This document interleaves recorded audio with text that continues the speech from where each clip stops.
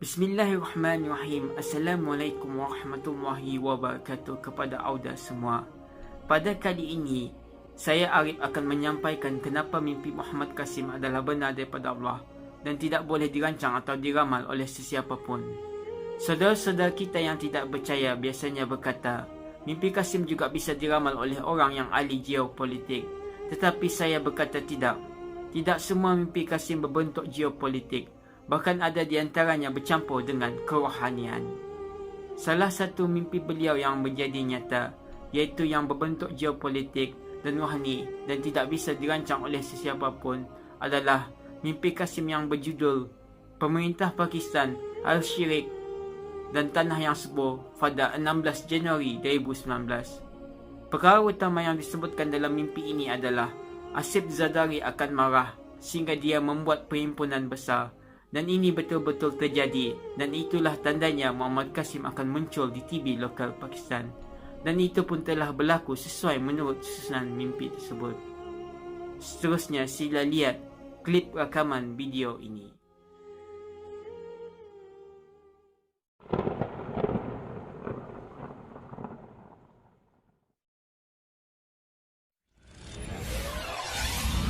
Pakistan's rulers, shirk, and army officials.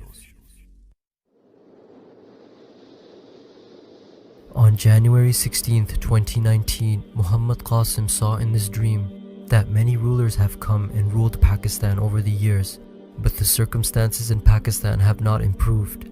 Then Imran Khan took office and people were hopeful that now everything will be fixed, but nothing changes and everything remained the same as before. Nevertheless, Asif Zardari becomes angry on the government and starts doing speeches and big political gatherings. He said that, "I will not spare you and I will not allow your government to work and this nation will not move forward." I am watching all this on television. After watching all this, I came out of my house and I said that if the circumstances remain the same, then the situation of the country will not improve. Then Asif Zardari conducted a big political gathering and I watched it from a faraway distance. When I am watching that crowd, then the land on my right hand side starts converting into a field and the floor of soft soil starts spreading on this field.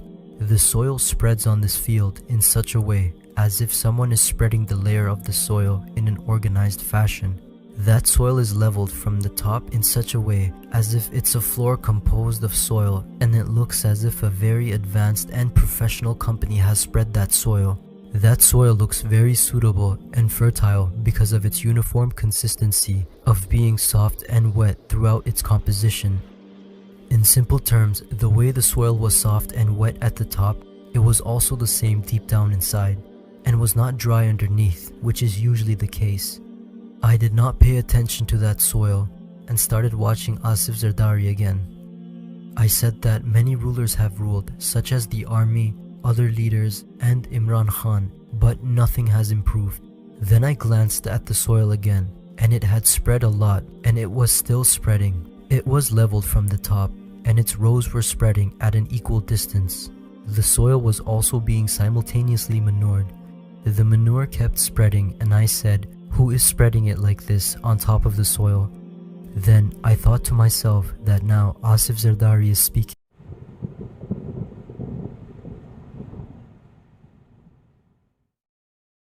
Likewise, soon it will be my turn and I will have to speak to the people as well, and I should do the preparations for that.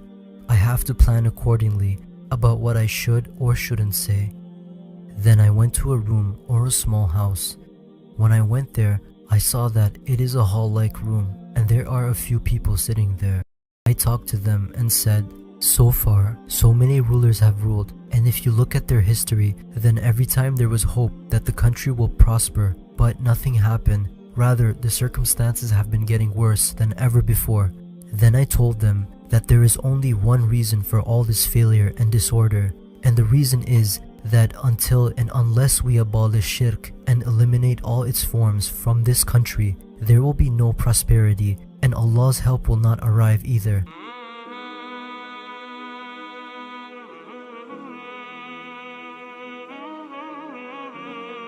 कि क्या मुसलमानों के हालात होंगे या मुसलमान किस तरह गलबा पाएंगे या मुसलमान के हालात कैसे बेहतर होंगे। जो मुझे ड्रीम्स में आया वो यही होता है कि मुसलमान मुश्किलात में ही पड़ते चले जाते हैं, इवन अंधेरों में ही अंधेरे भरते चले जाते हैं। तो जब तक हम अल्लाह को राज़ी नहीं करेंगे, अल्लाह की जो हर नबी जो भी पैगाम लेके आए वो यही लेके आए, ला इलाहा इल्लल्लाह जी। इवन हज़रत इब्राहीम अलैहिस्सलाम ने भी बुतों को ही तोड़ा और हज़रत मोहम्मद सल्लल्लाहु अलैहि वसल्लम ने भी फतह मक्का के मौके पे उन बुतों को ही तोड़ा। तो आप आज के दौर में देख लें कि इस्लामिक कंट्रीज़ में भी आपको वही स्टैचूज जगह जगह नजर आए।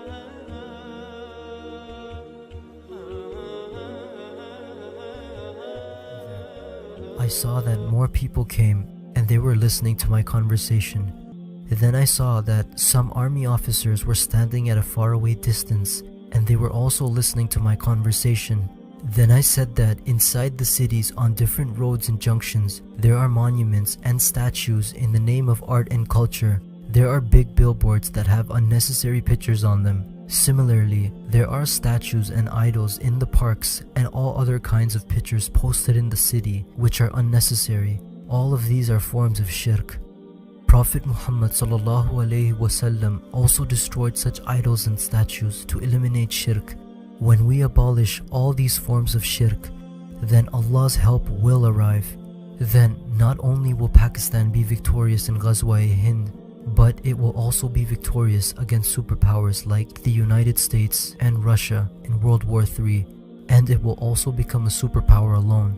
Army officials and some other people were listening to my conversation, and I said that when we abolish shirk and its forms, then Allah will shower His blessings and mercy upon us and uncover His treasures for us. Because at the very start, Prophet Muhammad sallallahu alaihi wasallam also advised Muslims to avoid shirk and established a society that was free from shirk.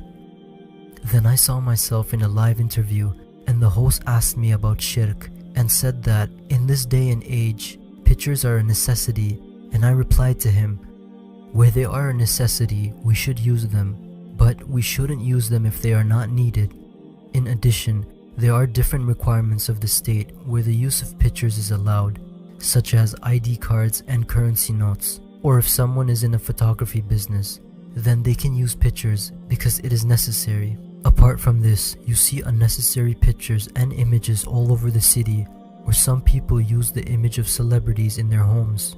This is not permissible and it falls under the form of shirk. Then I said that you see the live TV shows of different anchors and they utilize their pictures. Those who are not famous, it is okay for them to use a picture in the promo of their talk shows. But the famous anchors do not need to show their pictures as it isn't necessary.